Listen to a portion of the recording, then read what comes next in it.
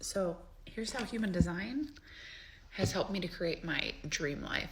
It's 10 a.m. I'm looking at my clock. It's 9:59 a.m. and I have just crawled out of my bed. I didn't even make my bed yet. And it's a Friday, okay? So like in our society, typically Friday is a work day and a day where, things happen early in the morning. But my kids are not here. They are traveling with their dad. They're spending almost the whole month of December in Cancun on a beach. And I am here catching up on some video and some work stuff. And I just want to take a moment to give gratitude and to give credit to my learning of human design for this life that I've created for myself. But I also want to give a little distinction that my life is different and it's the life that I want, but that doesn't mean it's easy.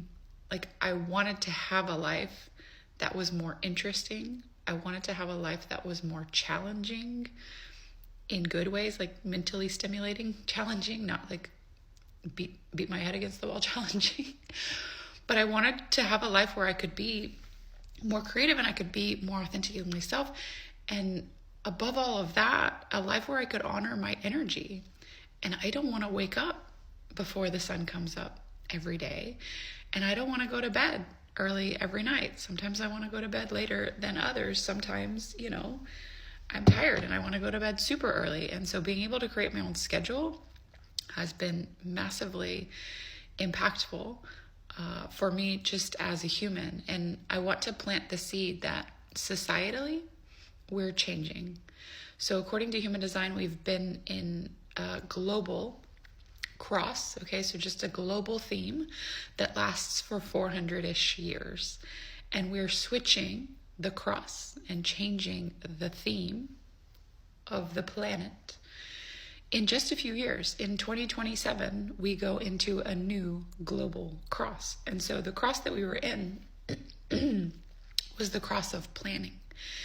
And so having all of these systems and structures and hierarchies and things that are very organized was beneficial to us for a while. And it taught us what we needed to learn over that 400-year cycle. And now we're kind of over it, right? We're kind of done. And we're kind of looking at all of this planning and all of these structures and going, this doesn't serve me as an individual. And so we're looking around and we're going, I don't know. I don't know about this. This actually isn't the best. And I don't like how I feel in this whole environment. And the funny thing is, the cross that we're moving into is called the cross of the sleeping phoenix. And we hear that, we immediately go straight to the word phoenix, right? We have this image, this visual of a phoenix rising from the ashes. And we're like, well, that sounds cool.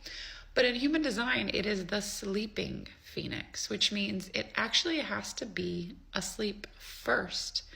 And then it has to have its wake-up call. And then once it's awake and it's looking around, it goes, we got to burn all this down, right? So it burns everything down, including itself, to the ashes. And then it's able to rise anew from the ashes. And so collectively, we are moving into and toward this wake-up call, particularly regarding these structures, these hierarchies, these patriarchies that we've found ourselves in, and we found it to be a little bit oppressive, right? And we found it to not honor the individual, right? It's always feeding up higher. And we don't like it anymore. And so I want to just plant another seed that human design helps teach you how to be an individual. It teaches you how to be uniquely yourself. It teaches you how to be authentic. It teaches you how to manage your energy. And it teaches you how to make decisions. A lot of us have the issue of overthinking because our decision making was overridden, usually from the time we were really small, right? By our parents. And then we go to school and we're told we have to even ask permission to honor our own bodily functions, right?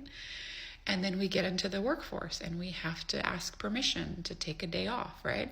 And so we start to like get in this weird cycle of our bodies wanting to do something and our minds telling us that's not the right thing to do, and getting very confused.